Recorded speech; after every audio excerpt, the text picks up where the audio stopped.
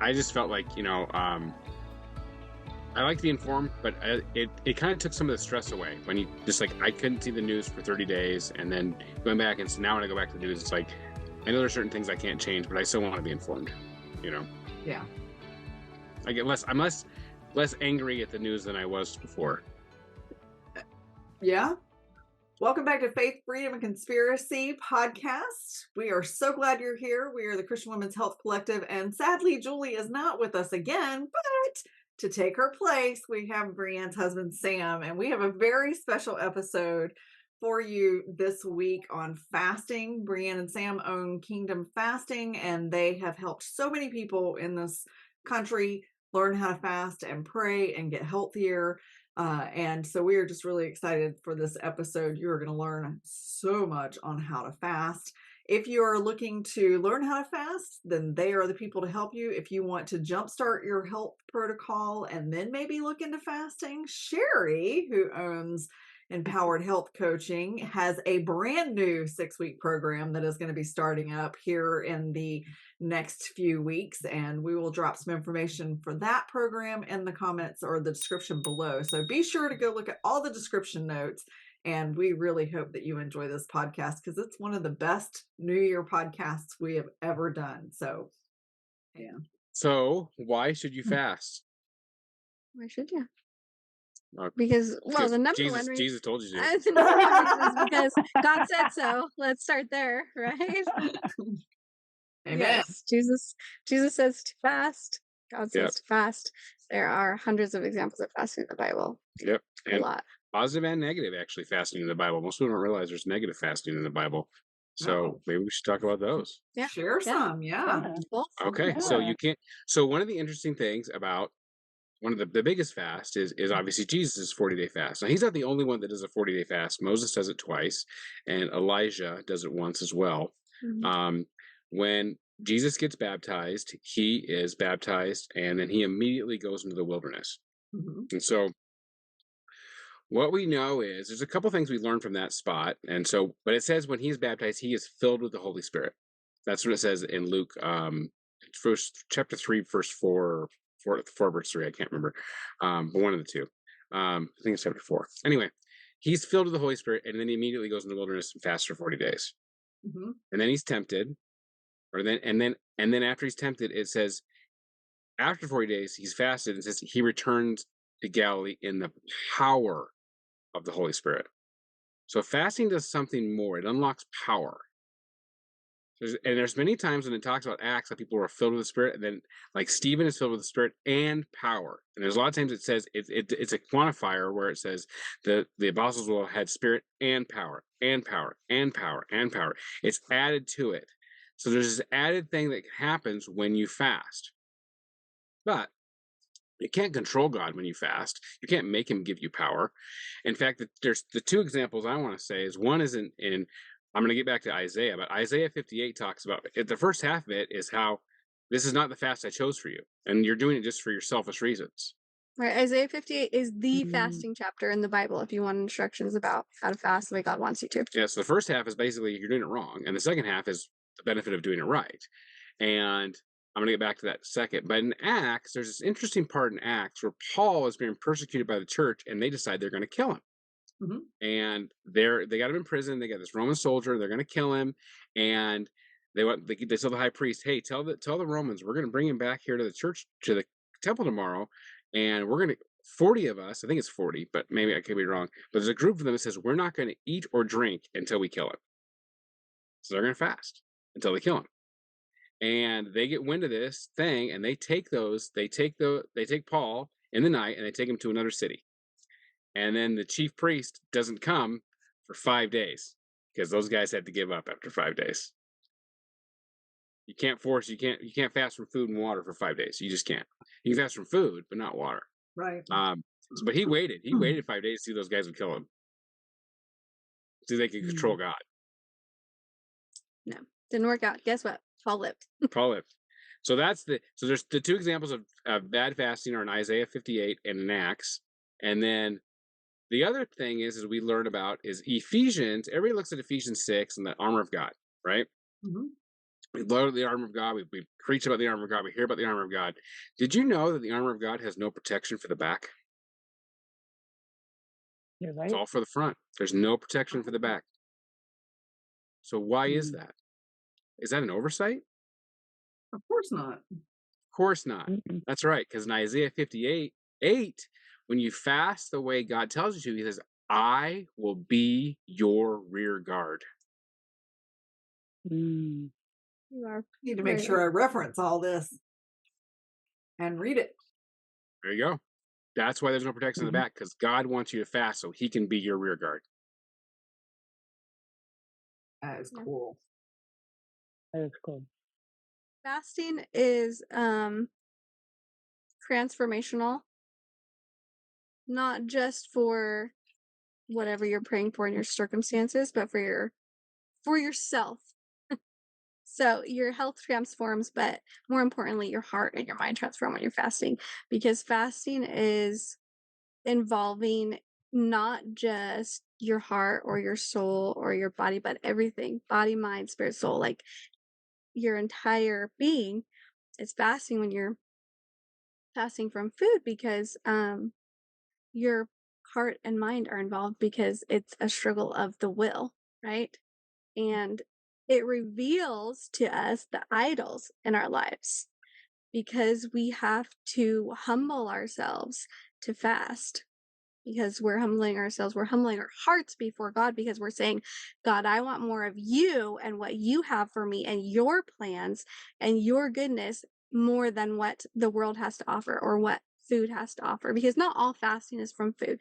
We fasted from many different things, negative thinking, buying things, social media, news, television, like there's a lot of things to fast from, or like specific food fasts. If you fast from like sugar or coffee or whatever it is that's become an idol in your life, that's taking up more space and more of your time and your focus than it should be, um then those are good things to fast from. But um lots of times in the Bible it will talk about fasting, and they'll say, what is the other word they use for fasting? I can't think of it all of a sudden. You just said it actually. It's um Well, usually they put on, like in the Old Testament, a lot of times they'll put on sackcloth and ashes, and then you'll know that they're fasting. Like if they fast after someone dies, or um, what are the other times? What do so I call it? I forget the word for it. you But said it. I can't I know remember. I did say it once already. I can't think of it. But anyways, there's another word. Humbling yourself.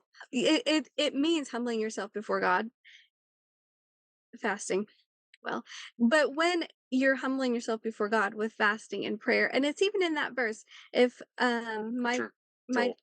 in Joel, yes, If my people will turn to me and humble themselves with prayer and fasting, I will heal their land. yes. So Mhm. fasting is huge for shifting Mm. circumstances in your own life and in the world. Like corporate fasting, like large fasts where lots of people fast together, changes the course of history. And that's proven by Esther and her fast with all of her people. That changed the course of the entire Jewish nation, and them being saved and not annihilated. All of their enemies were destroyed. Um, so fasting can be a really powerful thing, and we've seen lots of miracles and prayers answered through fasting and prayer, and really um, humbling yourself before God, and your heart before him, and seeking him first. That's the thing, is that our God is a jealous God, and he wants us to seek him first. So those are all excellent reasons as a Christian to humble yourself before God and fast and pray. So yeah. Of course, my app's not working as soon as I try to look it up. The verse. Yeah. Yeah, that's okay. And yeah, we've seen her father got healed from cancer. We had her sister who was never supposed to be probably ever been able to have kids after breast cancer has had 3 kids now. So we prayed and fast for. I mean, other things, personal miracles, um, revealing things in your own heart. God actually reaching in and a lot of times breaking stuff off of you that you needed to be breaking off, and it's emotional a lot of times. Yeah. It'll break you, but in the good way, like the things that need to be broken, Yeah. You you got to be careful about praying the prayers that God, remove anything that's in the way of my relationship with you, because he will do it, Yeah. Yeah. especially if you're fasting and praying. But the reward is so great. Like, there's just so much treasure to be found in God and in his presence and in relationship with him, that it's just, yeah, Morning. there's always more. Man, it's this verse. Morning, yes, they use the oh no, see, it says with fasting, with weeping, and with mourning, return to me with all your heart. See, all your heart. He wants to be first. And fasting is a way to do that too. And it does talk about fasting in the Bible as a way of ministering to God as well. Um, because it makes his heart happy to know that he's more important than things in the world, than the physical. So anyway, but there are a ton of health benefits to be fasting as well, which now that it's the new year, we've talked about some spiritual benefits and why to fast that way, but also So, as far as health goes, fasting is one of the best things that you can do for your health, for your immune system, especially in the winter time right now, when everyone that I know and their brother is getting sick. Fasting is a great way to beat boost your immunity. yeah, and boost your immunity. Um, but also preventing cancer, diabetes, Alzheimer's, like healing your gut and improving your aging and Yeah, and recycling dead cells, and boosting your there's so many. testosterone. Yes, balancing your hormones, improving your cortisol levels, your melatonin, all of those things. Hmm. Fasting just exponentially Increases works. mental clarity.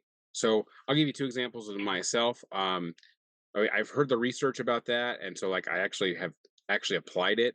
I had to take a complicated board exam that, for some reason, the state of Colorado changed this rule for fluoroscopy, which you don't really know what to worry about. But I also had to take the fluoroscopy operator's exam, like this, the regular person that actually has to go to school to do that. I had to take that exam and pass it.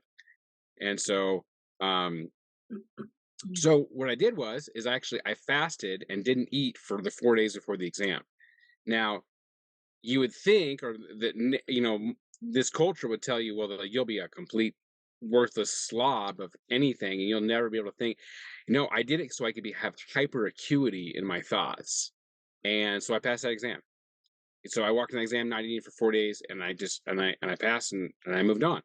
And You did also study. I did, of course, I said no. I just no. If you just fast, you just know. God just That gave is you the amazing thing answers. about that. Yeah. You did study a Give lot, me a calculus 3 test. I'll really. fast, and then I'll take calculus 3. But he Boom. remembered everything he studied because he was fast. Yes. Oh yeah, that too. Yeah. No. So yes, I did study. I actually prepared for the exam, but it was a complicated exam of a completely different Really subject. difficult, yeah. So that was, I actually tried that out and showed that you actually do have increased mental acuity when you fast. But the other thing is we had my testosterone tested. And I had a saliva test, and it came in at about 160 on the saliva test. And my brother, who's a nurse practitioner, and her sister's nurse practitioner, said basically you can just double the saliva test, and that's about the blood test. So that's about 320, which was not good.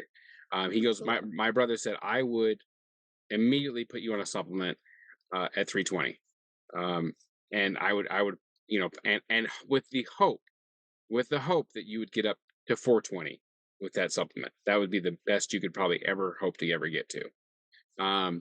So I started, but then I started a really long fast. I did a really long fast last year. I actually did a 40-day fast last year, and I did my lab work every week.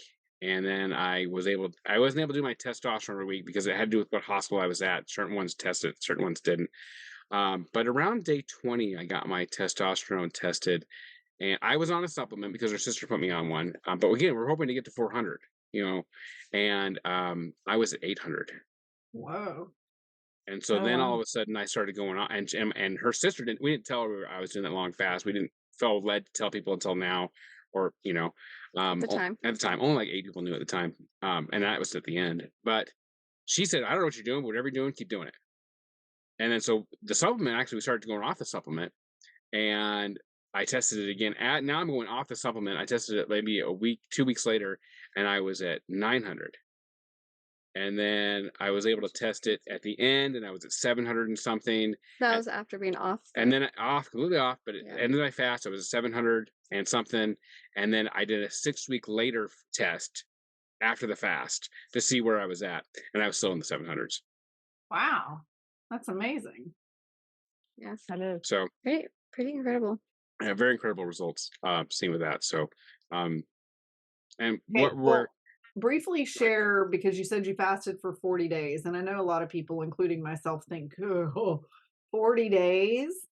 Can you just share briefly that experience, how you got through it, hydration, just a little tiny synopsis on it. Sure. So what inspired it was there was a gentleman who wanted to do a 40-day fast, and he'd tried and failed. His name was Davey, and he'd failed because he didn't take a multivitamin. And I talked to him about that. He craved organ meat the entire time. So that's because organ meat's really high in vitamins. And I said, that's the reason why you probably crave that. And he goes, well, I'm thinking about doing another one. Again, I said, I can't ethically not offer you the opportunity to help you do that. You know what I mean? If you're going to actually approach that. So he did it, and he did amazing. And then we coached him, and he had videos, and it was awesome. And It was really inspiring. the lady that works with us, she was watching his videos, and she's like, and she got inspired to do a 40-day fast. So she did a 40-day fast too. And then with those two people doing it, I got inspired to also do one. And I actually didn't tell her until about day 20, but she kind of suspected, because she was working with us. But your body is designed to fast. The longest fast is 389 days, so there is a safe way to do it. I took a multivitamin the entire time. I monitored my labs every week. I stayed hydrated. We use what's called fasting fuels, and those are certain fuels that won't boost your insulin at all. That's really the issue. You want to keep your insulin level low. My glucose never dropped below 60, so your body was still producing it. After about 2 or 3 days, the longest I'd done a fast was 14 days. After about 2 or 3 days, your hunger kind of starts to really go away, and it's really kind of gone by day 4. It's weak by day 3, and you get kind of like, maybe I get an occasional craving at day 4, but my mental clarity's up, and fasting is the only way to lose weight safely. It keeps your metabolism the same. So my metabolism is going up. My human growth hormone actually goes up 5 times in the first 48 hours. So my human growth hormone's up. And after 2 days, you can only get energy from fat. And so I was really high energy. I kept going to the gym. And I just felt good. And I did stay hydrated. I did occasionally eat things that were fasting fuels. One time I ate some fasting fuels at like a get together. And I did it just because there was other people there, and I didn't want them to know that I was fasting. And I felt really convicted that I should have done that, because I totally did that to just present myself to other people and did not honor God in any way, shape, or form about that. And I felt really bad about it. And I was like day 17 or 18. And I prayed about it, and I really felt like the next day I was supposed to go zero calories, no fasting fuels. And when I'm talking about calories, I was consuming about 50 to 170 calories a day. I mean, we're not talking, I was keeping myself in that fasted state. But I really felt really convicted about that. So there were several 0-calorie days. I did a caloric deficit over the 40 days, and my caloric deficit was 75,000 calories. I calculated and guesstimated my weight, what I was going to be right at the very end, and I got it right on the dot to the point 141.2 or something, like 0.8. Very scientific. I'm scientific. When I was like, I think it's like actually going to end up about right here, and I did. And then there's a thing called refeeding syndrome, when you have to be careful about how you re-eat when you go that long. And you really need some B vitamins, and you need to just really stick to whole foods, and you make sure that you don't do anything that's going to spike your insulin up, because if you spike your insulin up too fast, the issue is it'll pull the phosphorus out of your bones. And so that's refeeding. That's the problem. So you can do that by just eating real foods. And actually, there's a refeeding protocol that you can actually, I looked it up online, and it's going to be in my book, so I will put it in there. And so if you're going to do long fasts, that's some things you need to look at. You need to take a multivitamin the whole time. Stay hydrated. I recommend you find a place where you can get your lab works frequently. It's like if you need to add more, especially magnesium, it's very hard to absorb magnesium in your stomach, so that's when you need to get Leanne's body butter with magnesium in it and put it on your skin. You need that because it absorbs through the skin much faster. Epsom salt baths will also help, but a lot of people actually really like the creams and that kind of stuff. So I monitored my magnesium, my phosphorus stayed very well. I did make sure those all stayed normal, and then I was very careful during that week and got labs done the day after, and then I think a week later, and then 6 weeks later. Yeah. So there you go. That was the 30,000-foot view. A lot of really good things, a lot of very emotionally breaking things in my life that I still have a hard time talking about, but needed to happen. It's amazing. Anyway. God is faithful. Yeah. And How you about Stacey? inspire Yes. me. I don't know about, I mean, I imagine Yeah. at some point in time in my life I might try a 40-day fast, but I knew when we recorded this episode I'd want to do a fast. I hope so. We're actually currently fasting, so Yep. you can join us anytime. Are you? Yep. Yeah. Well, anytime you're not eating, you're currently fasting. So there you go. Yes. So So you already know how to fast because I'm telling I all of do. our viewers, you already know how to fast because you do it every night when you're not, when you're asleep. So True. you can fast. Anyone can fast. That's which we should talk about. Who should fast? right. If you're gonna do a long fast, I really recommend that you pray into it. And Yes. and every single one of my long fasts has had a name. Mm. I've named it. My 40-day fast was a 40-day obedience fast.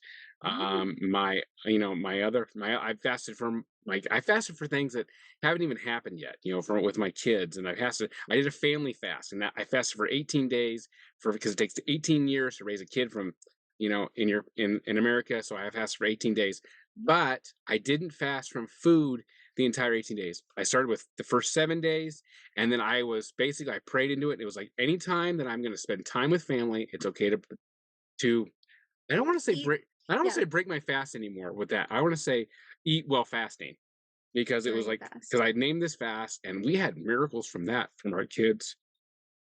I mean, it was awesome, but not right away. It took like months, and Exactly. yeah, Exactly. Took months of fasting and praying over my dad and my sister too, but yeah. I mean, sometimes you don't we see it right away.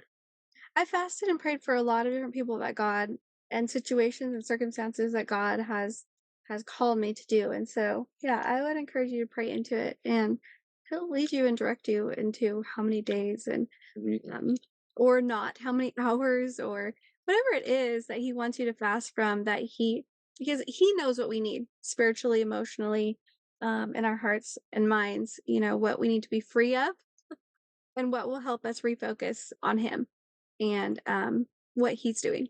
And He invites us in what He is doing in the world and in our lives and other people's lives because He wants that relationship with us, And so, yeah, fasting is just such an intimate way to connect with God and really praying into what He wants you to do and what He might be calling you to fast for is huge. Like, Yeah. and who specifically He might be calling you to fast for, or what circumstance or situation or something maybe that you don't even know about, but He might tell you about and be like, I really need someone to fast and pray over this situation or this specific person right now.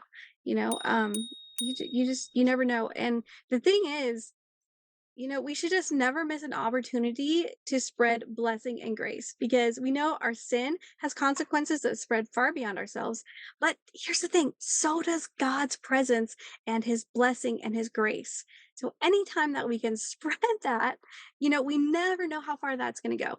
You never know how far that's going to go. God's grace is incredible and His blessing is incredible. And so we should take every opportunity as His children to be spreading His grace, His blessings, His joy, and prayer and fasting is a great way to do that. So. And I don't name all my fasts. I've had 4-day fasts that have no names. There are other ones that do. It's something you should pray into your fast before you do it. Pray while you're fasting, and then pray when you break your fast.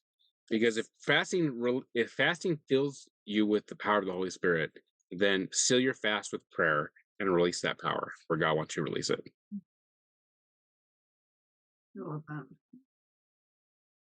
So who should fast? Just about everybody. Yes. There are very few people that actually can't fast. A lot of people will tell me I can't fast because of, and they'll give you some excuse for why they don't want to fast. I can't fast because I take this. It's a why they don't want to. It's Yeah. It's like I'm I take this medication. hypoglycemic. I get sick. So was I. I know.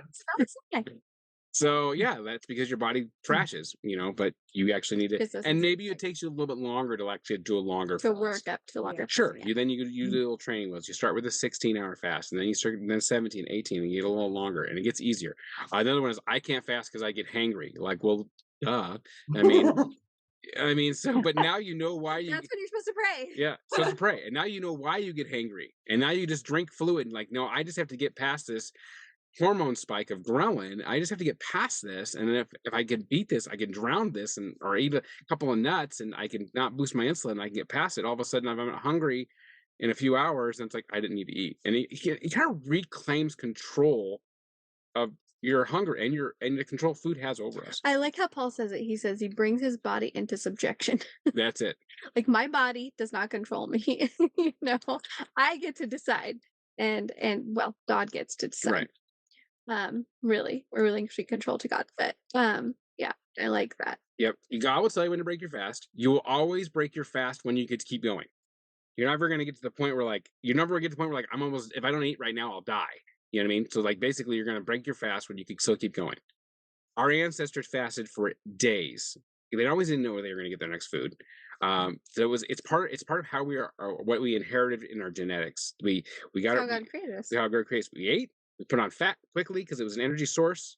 And then when we didn't find food for 3 days, we had to be able to chase down the animal. And that's why we have extra energy and extra, mental clarity. And that's why we had to hear that little rabbit rustled in the grass. We're like, oh, that's something I got to go over there and kill right now because I'm going to survive based on that. And anybody that doesn't have the genetics of fasting died off and didn't pass it on. So everybody has the genetics of fasting, but pregnant women shouldn't fast. Well, most of the time. Pregnant women can fast. It's been proven safe up to 24 hours. Right. Same with children. Same with breastfeeding women, which actually breastfeeding women can fast past 24 hours, but it can decrease your milk supply. So just you have to stay really watch that. hydrated and stuff. But really just pregnant women and children, and that's just because there's no real research on that because we can't encourage them to fast past 24 hours. So what we It's have been proven safe though. right, and so there's an interesting. To that. I'm gonna add to that. Actually, we have some long-term data on kids fasting for 11 days and having no consequences to it. That's true. So, but unbeknownst to us, we didn't really think we had that. So here's the thing. So we have a lot of religious fasts that happen in the world, and so we're like, a lot of religious cultures will fast for 24 hours, and we're able to monitor the adults and the kids and how they do. So we can safely say no consequences for kids fasting for 24 hours in those situations. But there's this thing that happened several years ago in Thailand. These soccer team got stuck in a cave. Oh yeah. Yeah, That's right. they got stuck in the cave, and the water was running in, and they had an access to fresh water supply. And when they finally got to the point where they thought we were going to get to them, they thought that it's going to be recovery. We're going to recover dead bodies. And actually, Amazon has a movie called 13 Lives. That is It's awesome. It's awesome. Based on a true story. But the cool thing about it is they got to these kids. The first time they got to the kids, I think they got to the kids on day 9. They didn't bring them any food. They're like, they weren't expecting them to be alive. And then they couldn't get back till day 11.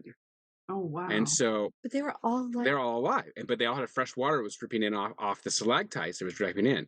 And their coach he had at one point trained to be a Buddhist monk, but didn't end up being one. But Buddhists fast. So he helped these kids.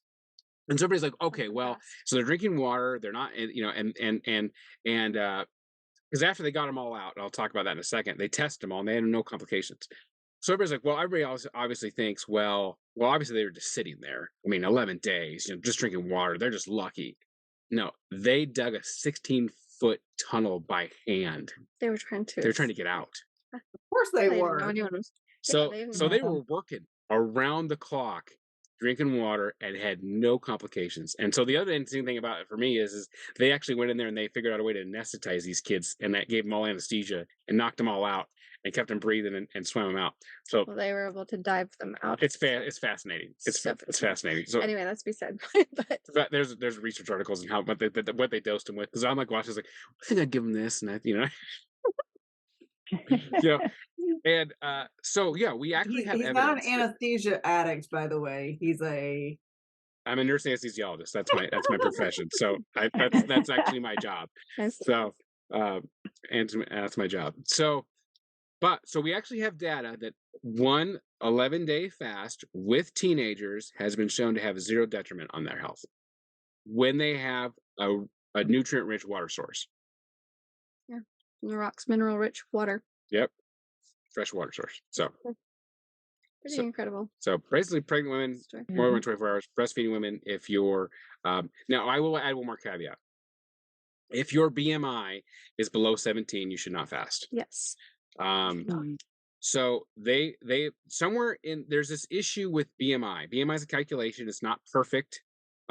What they find Body mass index. body mass index, yes, and it's basically a calculation on your height and weight. It's not perfect at all in any way because it doesn't take into account muscle mass. But they find when you do the research, they're starting to see certain complications with like cerebral edema and bleeding when anorexics get to heart problems when they get too skinny. And they don't really exactly know where that happens because initially they just said, well, sometimes between 0 and 18.5, that was the initial research. Other research is coming out is basically they find that somewhere between 0 and 17 is when the complications start to show up, and pretty quickly around 15 to 16. So what we say is 17 is your cutoff. If your BMI is 17, you should absolutely not fast. If your BMI is between 17 and 18 and a half, you should fast with caution. Shorter time Yeah, periods. and with caution. You should be aware. But a lot of elite athletes, they train fasted because it helps them keep from hitting the wall. Right, and their BMIs are. And their BMIs are a lot of times lower, that kind of stuff. So something to be careful of. That's our one caveat. 17's a no. 17, 18 and a half is with caution. And then you may not. I don't want to weigh a BMI of 17. That's my stop. I don't want to be a BMI of 18 and a half. I don't want to look that. I don't want to be. I think that my BMI 18 and a half is either 114 or 108 or something like that. I don't want to weigh that. And yours is like 74. It's like I'm like. You know what I mean? It's like so what do you want to weigh, or what should you weigh? Whatever you want to weigh. Whatever you want to weigh to make you feel happy is what you should weigh. Because I don't want to weigh 114. I don't. So those are the caveats. So who can fast? Pretty much everyone. If you take medications and that kind of stuff, take medications with food. I have to take a medication with food every day. Except I don't. I just drink a bunch of water, take it, and then I drink a bunch more water. I found that to be a good solution. You can have a little bit of nuts, or you can have things that won't boost your insulin. You can have like half a pickle, those kind of things. I take my vitamins with some fermented, like juice or vegetable, like a little bite of something fermented. I take that with my vitamins every day, and it really helps my digestion, and I don't get nauseous when I take my multivitamins anymore when I'm fasting. So there are certain things that you can have while you're fasting, and it doesn't make me hungry or anything. So Yeah, that's a it's trick. nice and Doesn't make you hungry. salty. So and it doesn't have any calories to it. Yeah, Leanne, are you drinking a LaCroix? I am. What kind? Tangerine.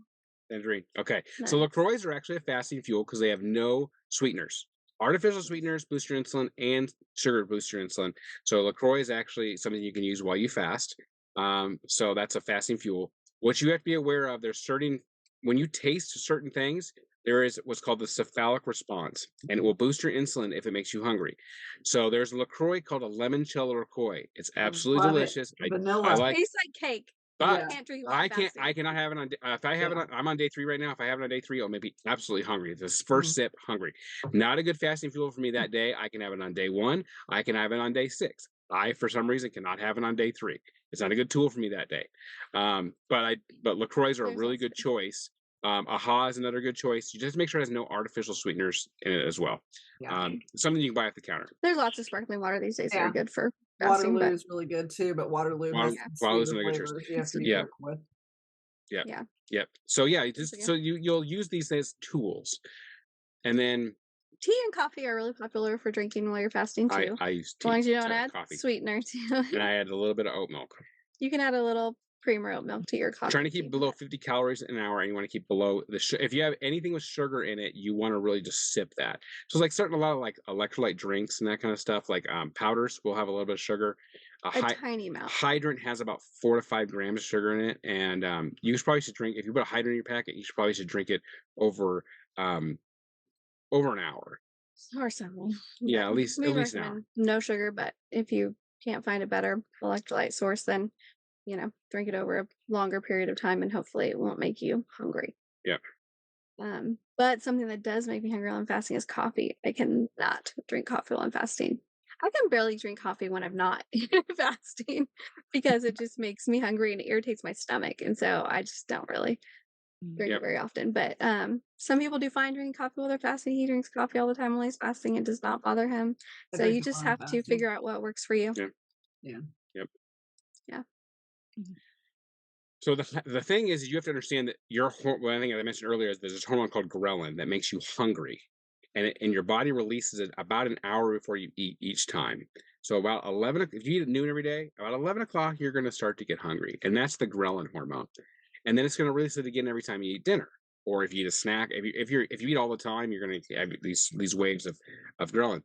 But you can defeat that by just basically just either drinking a bunch of water, having a LaCroix, having something that satiates you without actually eating food or actually boosting your insulin.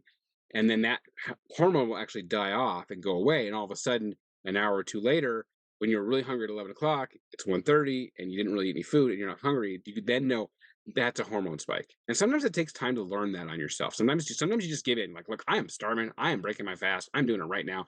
Go right ahead.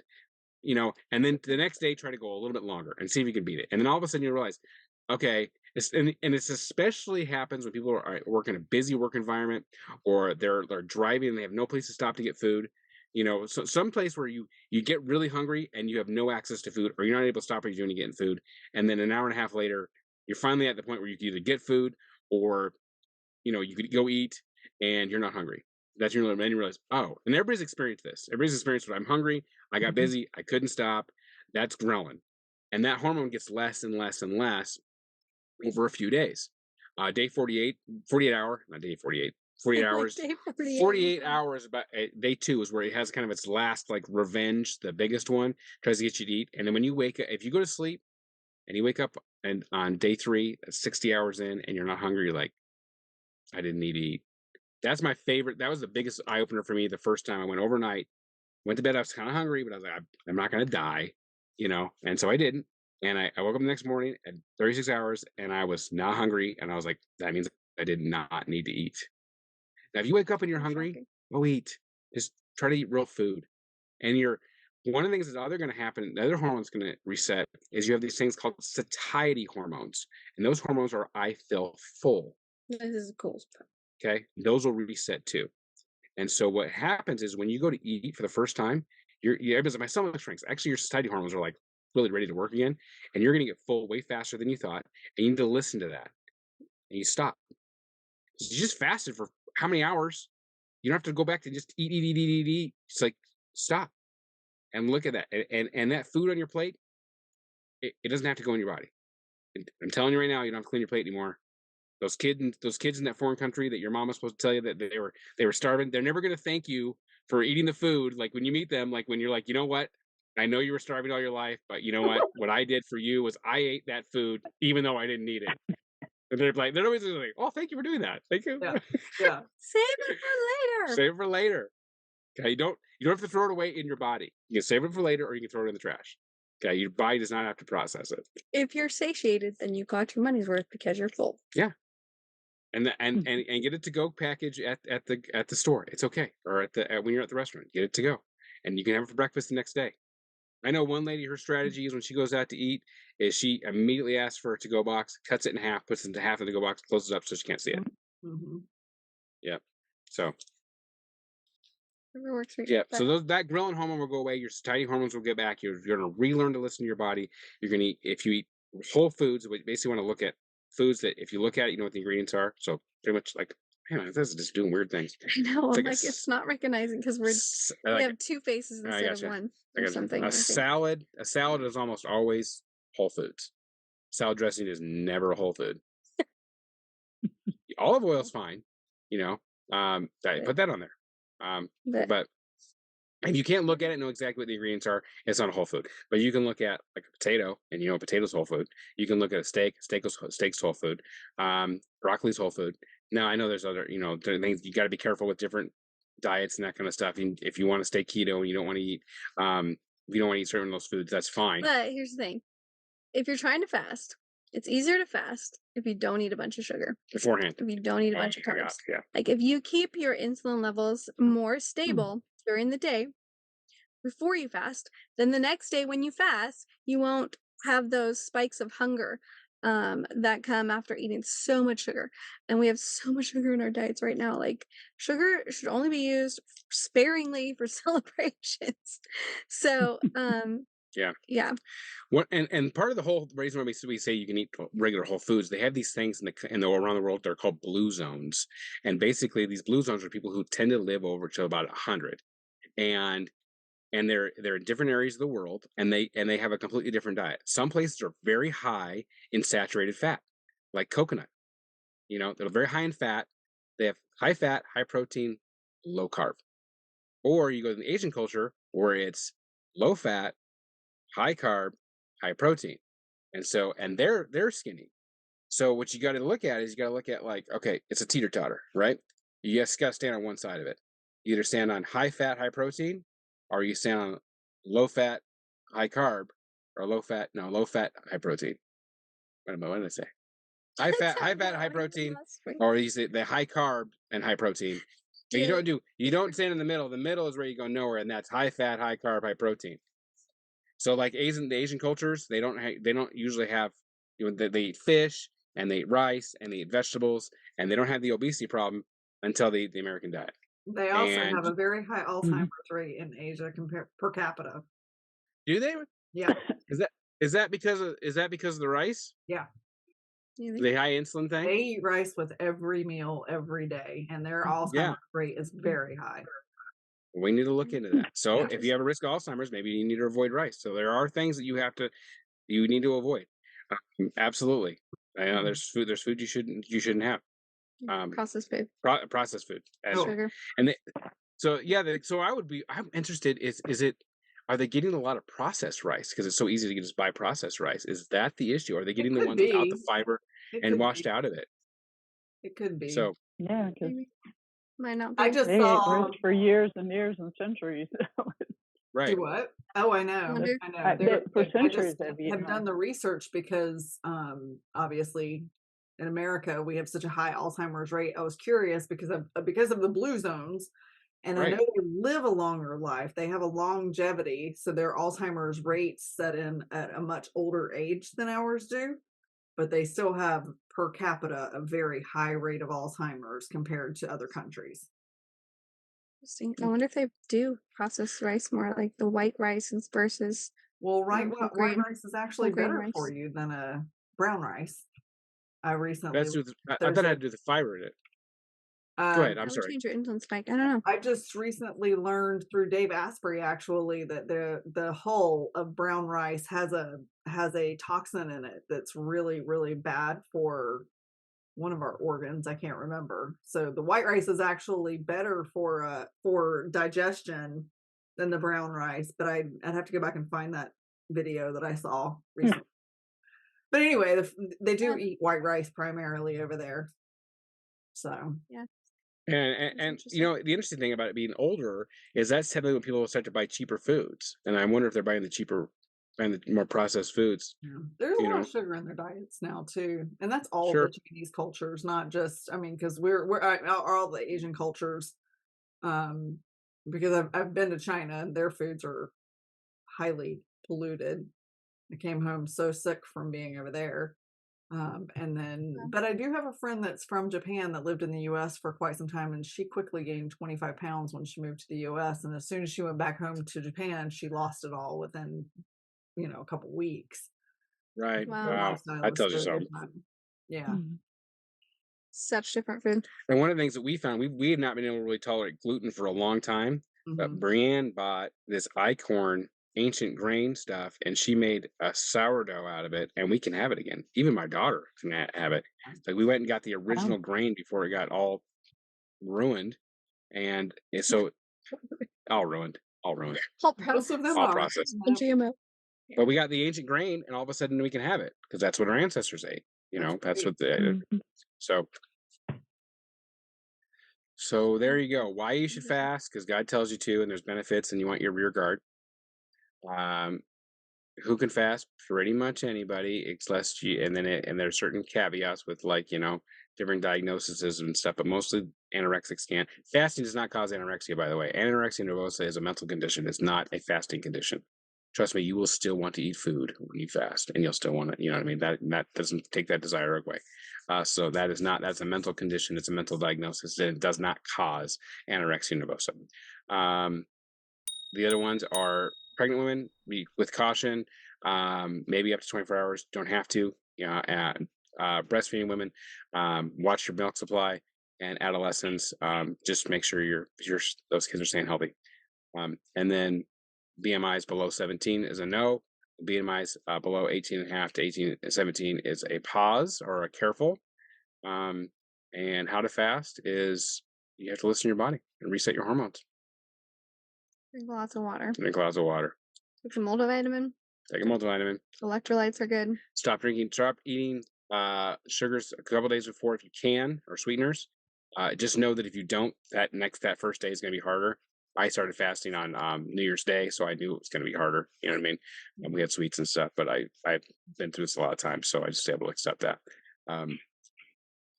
But mentally, fasting is hard when you're adjusting to the idea of not eating food and that being part of your routine. So my biggest recommendation is to have reminders of why you're fasting, have scriptures, have prayers that you can use, and also to stay busy while you're fasting. That really is probably the biggest life hack for fasting, is to stay busy when you're fasting and have a plan of something to do during the times that you would normally buy, prep, cook, eat, clean up food. Because if you're just wandering around what am I going to do at this time, it's much harder to fast. So if you have something planned that you're okay, I'm going to do this at meal times, I'm going to go for a walk instead of eating dinner or whatever, make time. Oh, I'm going to make phone calls instead of having lunch, or I'm going to have a prayer time instead of eating breakfast, or whatever it is. Just having a plan for those is huge, and just trying to wrap your brain around not eating food, it takes a bit of time. It's an adjustment, and it gets easier the more you do it. So, and your number one fasting fuel is prayer. When you get hungry, pray. That's your number one. That'll make it the easiest. But and then if God says go eat some nuts, then go eat less than 50 calories worth of nuts. You know what I mean? But that's your number one fasting fuel, and you can always drain the ghrelin. And when you stop eating when you're full. You will be full. Well, that was amazing. Thank you. Mm-hmm. Absolutely. That was long. Probably longer than we were planning on. We can talk about a lot. Any questions? Anything we didn't answer that you guys? I know you guys. We've talked about it with you guys several times, but anything that you feel like that needs to be hit on, or Not for me. I asked my questions during the podcast. I'm great. I think I'm good too. I mean, I've learned some good things today. Mm-hmm. I appreciate it. Sherry, you've done a lot of fasting too, and Leanne, do you guys have any tips for our fasters out there, or New Year's people who want to make a change, physically, emotionally, spiritually? I did find the sugar thing to be, don't eat sugar ahead of time, the day before, or yeah. That's very helpful. Knowing, I think, keeping in the back of the mind that you can eat if you want to. You don't have to not eat, but you can if you need to. So I think that's something just to keep in the back of your mind, that you can. But I've found that it hasn't been for me, because I had problems with my sugar levels. I did wonder what was going to happen, and I was fine. So. Yeah. I definitely am curious. I kind of want to try a fast, and I don't know if I'll do it before we move to California because I can't just get up and go for a walk here. I mean, I could, but it'll be really cold. And the last time I fasted in Alaska in the winter, my blood sugar dropped so low. It's just so cold here.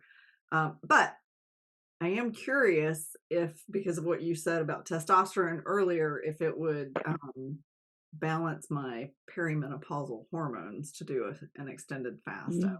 I would love to try that. I think it would help. We're looking into that. We currently have somebody do another 40-day fast, and we're monitoring her Oh, cool. Okay. hormones. Once it's time to Yeah. see how it affects her too. Okay. So we've had several people do a 40-day fast. We've had people do. We both have done the no negative self-talk fast. We had another, it was inspired by somebody else who did a no negative self-talk fast. So we talked about That was really good. That was really a big miracle in her life. And then, but I talked to other people. I talked to Dave about it. And I told him about the no negative self-talk. He goes, that wouldn't be my problem. My problem would be pride, because I need to do no pride 40-day fast. I And love so it. basically, like it's a, and I want to rethink about how to say it, but almost like 40 days of how God thinks about you. Mm, You know, like, you know, when you and when you say those things that he doesn't, God's like, no, that's not, that's either being prideful, that's not how I think about you. I don't think about you as that way. And so like seeing, like reading scripture about how God thinks about you is, you know, you're fearfully wonderfully made and those kind of things. And so so even though it's interesting, even though we help people fast, people inspire us to do fasts as well. yeah. I love that. Yeah. I love that. Well, if So do anybody's you feel inspired that? to do a specific fast, please let us know what you'd like to fast from in the comments. I'd love to hear anybody's thoughts and ideas.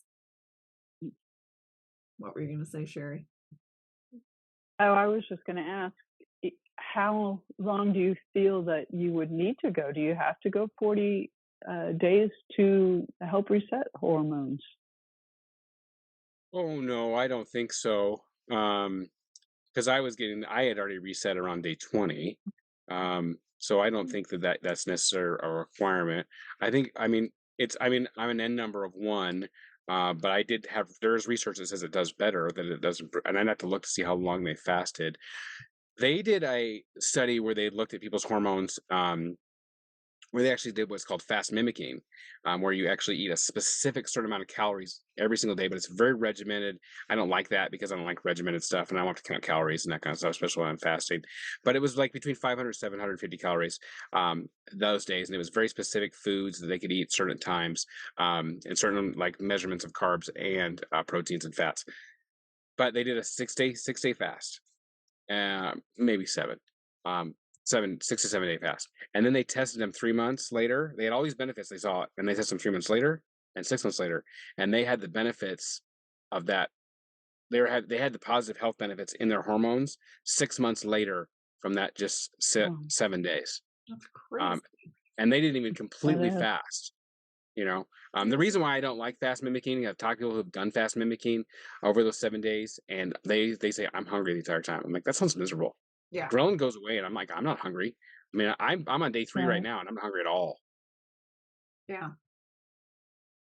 And I went to the gym this morning because I've gotten rid of all my sugar in my body. I'm all fat energy. I got in the elliptical, and I love that because man, I can just go. Mm. So so I don't know exactly how long it would, but there's even these short-term fasts are saying have long-term benefits. They're saying that if you do a 7-day water fast once a year, you can pretty much eliminate your risk of cancer. That is so wild. That is so Right. wild. That is wild. Yeah, because your body starts looking for bad cells. It's like, I'm not getting nutrients from the environment. I'm going to look for cells in my body that I don't need. And it actually, like, it decreases your inflammation. A lot of people are inflamed all the time. So your inflammation goes down. Mhm. That's why it helps you with immunity. And your body's like, I'm going to go look for problem cells. And it looks for cancer cells and kills them and destroys them. And says, I need those nutrients in that cell that's a problem. The other thing is you have a lot of amino acids on your loose skin. And so it goes and takes those amino and starts tightening up loose skin. And if we look at people who've been force starved, you're not starving yourself, but people who are force starved, they don't have loose skin on their body. Yeah. People who lose weight now and they eat less and they do caloric restriction, their metabolism drops and they have loose skin and they need surgery. Why does everybody have loose skin on their body when they lose weight the conventional way, but nobody else who actually goes into a fasted state has loose skin? Good point. That's interesting. Yeah. Because their body never goes. People who do caloric restriction, their body never actually goes and looks on their own body for sources of nutrients. And your body, and literally, you're just hanging. Loose skin is just hanging amino acids. Your body's like, and you always hear about these bodybuilders taking BCAAs, branched chain amino acids. Well, you actually have naturally occurring branched chain amino acids, and they go up like in 48 after the 48-hour mark. Your body just like starts increasing. It starts looking for the branched chain amino acids come out, starts tightening up loose skin. They can test these levels. They're like, I mean, it's swole time. I'm just telling you, it's way better than anything you're gonna, and it's natural. So you're not gonna be allergic to it. I love it. He loves to fast for the gym benefits. I do love to fast for gym benefits. I am so motivated to go to the gym when I fast because I know my body can only get this energy from fat. And every single rep, every single cardio step, every single thing is just taking another fat cell and just getting it off. And my human growth hormone is up, so it's maintaining my muscle mass the entire time. Yeah, increasing your muscle mass too. Yeah. And to prove that, when we did our first 14-day fast, we both did push-ups and sit-ups before our 14-day fast. We showed it in the gym, and then we did it again at the end before we ate 14 days, and we could do more push-ups and more pull-ups than we could on day 14 than we could on day 1. To show that it actually don't lose muscle mass. And I have pictures of my 40-day fast too, where you can see the fat content and muscle content. I did a DEXA scan, and you can see that it just shrinks all the fat and like muscle. It is really cool, the DEXA scan. I want to get a DEXA we should scan share done. this. I can't get it done up here without a doctor's note, but I know I can do it in California. Oh, come down here. Come to Nebraska then. Come to Nebraska. It's $40. $40. Wow. I know. What? Oh, I do want to say one thing about Ozempic or pseudoglitamide, those GLPs. Oh, can I say something about those? Oh, please do. Yes. Okay. Yeah. So I just read some more articles on that. I did some research on this. Here's the thing. One of the things they're saying right now, you can lose their best case is like 10 to 15% body weight you're going to lose. They also shown that you decrease your metabolism and they plateau. So if you're 200 pounds, you're going to be 180 to 170 when you're done. Okay, and if you're happy with that, fine, but you have to be on it for life. And the second you stop it, you're going to regain the weight. So they've already proven that. Yep. So it's a lifetime medication. It plateaus within about a year, maybe a little longer, but they plateau within a year. And then they say, okay, what do you do when you beat the plateau? They're like, exercise more, eat less. That's what they told you beforehand, and it didn't work anyway. That has a 99% failure rate anyway. So they tell you like, well, the thing we told you didn't work and they put you on a medication, we're going to put you on for life. Then go ahead and we're just going to tell you to do that again. So that's one thing. It's expensive. That's the other thing. Third thing. Expensive. Now this is in rat studies. They will never do this in human studies. What they have found is it actually makes. Did you already tell them about this? It shrinks your small intestine, and it makes it. But the alveoli that grow, they actually grow in. So they actually. So your intestines like this, right? But then they have little alveoli. They actually grow in like this, and then it makes it, and then it stretches it out, and it makes this tiny little hole, and you get bowel obstructions. So I am predicting this yesterday that it's also causing stomach paralysis in people. Like that is right. Huge. Right. That's what they're calling it, stomach paralysis, because it's bowel obstructions. It's not moving through. Its food is sitting there. In anesthesia, we're supposed to make people like skip their previous dose, which may even be a week ahead of time. We're now teaching us how to do ultrasound your belly because we're making sure that you don't have food in your stomach.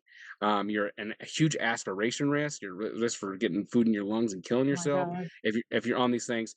The other thing is because it stretches out your what doctor is measuring your intestinal length you've already put on this medication? Yeah. None. Zero. And so I guarantee you, this is my prediction, in 10 years there's gonna be commercials say, did you take Ozempic? Were you injured? Maybe you could be entitled to compensation. Yep. Do you have a colostomy now because of bowel obstruction from Ozempic? I'm telling you. I'm calling it right now. 10 years, are you still alive? Yeah, are you still alive? Seriously. That's what I'd be worried about.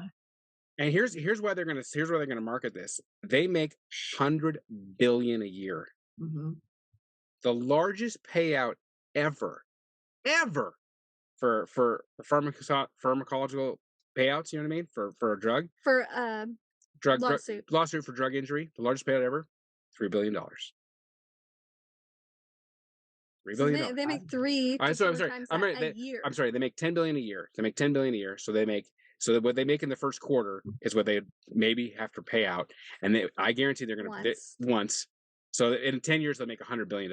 I messed that up. So 10 years they'll make $100 billion, and they might have to pay out 3. And that what are these poor guys going to do with their other $97 billion? I mean, you can. I mean, you got to. So I mean, What do they care? yeah. Yeah. So you can see why They don't care. They don't care. They don't care. Okay. I got to get this drug to market, and once it's to market, They make all the money. I make all the money, and maybe I'll have to pay 3% of my profits back. Isn't that crazy? Yep. Okay, so what is the new one? Someone just told me about this, and I just read about this. There's another new diet pill out there, but it's AI technology. Basically, is you swallow the pill and it vibrates in your stomach to make you feel full. What? Yeah. Oh, I thought it was another Ozempic style drug. No, that's the newest one. Is that it vibrates in your stomach to make you feel full? I'm like, okay, how can that be safe? Just swallow an electronic thing. I mean, how often do you have to take that? I mean, does this like I have to take it every day. because it wouldn't stay in your stomach, but like, is there an app where you can be like, I'm hungry, I better turn my pill on to vibrate in my stomach? Oh my God. I can't fathom it. How toxic is that going to be to eat electronics? Oh, There is a new pill for the Ozempic. It's because now they're having people that are having it's a GLP-1 and a GLP-2. It's a combination drug. And I just read about it, and now it will take your weight loss from 10% to 20%, and you still got to be on it for life. So if you're like, well, my goal is to get from 200 to 160, then fine, but you have to be on it for life, and you'll probably get a bowel obstruction, and you might die. And the other thing is, and you might have said this, but now I don't know if she was on this medication, but Lisa Marie Presley, she died of a bowel obstruction. Oh. Oh, wow. I forgot I did that. not realize So that. yeah, so it'll kill you. They'll kill you. Oh yeah. Wow. Oh yeah. Not that she was on that medication. I'm not saying she's on the medication, but bowel obstructions will kill you. Oh, totally. I worked with a woman who had a bowel obstruction. She had diverticulitis, but she ended up having a bowel obstruction, and it nearly killed her. Yeah. Yeah. Yeah. It's bad. Wow. Yeah. All Okay, right. my Well, there little- you have it. because a This is pill is why so much fasting. easier. Fast. This Huh? is why fasting over pharmaceuticals is a much better answer, much better option. It will save you Pharmaceutical money industry and is improve your health. demonic and evil. Stay away from it. Just stay away from it. I mean, I know there are drugs out there that some people need to take for life-saving reasons. I'm not demonizing all of the pharmaceuticals, but 99% of them I demonize. They are not necessary. Anesthesia drugs are good for you when you need anesthesia. Yeah. I mean, if you have to have surgery, okay. But you don't take those every day. No. Let's be fair. I was gonna say. Right? You don't take those every day. No. Emergency. Emergency. Yeah. Yeah. Yes. There's things that help, but also things that will hurt. Yes. And that will be something that will hurt. Yes. For sure. All right. Well, thank you guys so much for joining us for this special episode. This was so fun. Thank you, Sam, for coming on our little podcast and sharing. For those of you who aren't familiar with Kingdom Fasting and didn't listen to the intro, Sam and Brienne own Kingdom Fasting, and they have helped so many people learn how to fast and pray and get healthier. And I highly recommend that you go check out their website. Otherwise, is it kingdomfasting.com? Yeah. At www.kingdomfasting.com. Otherwise, thank you so much for joining us for this podcast. We are so glad that you are here. And please remember to like, share, and subscribe, and help us continue to grow our algorithm here on Rumble. This episode is also going to be on YouTube, so check it out. And we will see you next time. Bye, everybody.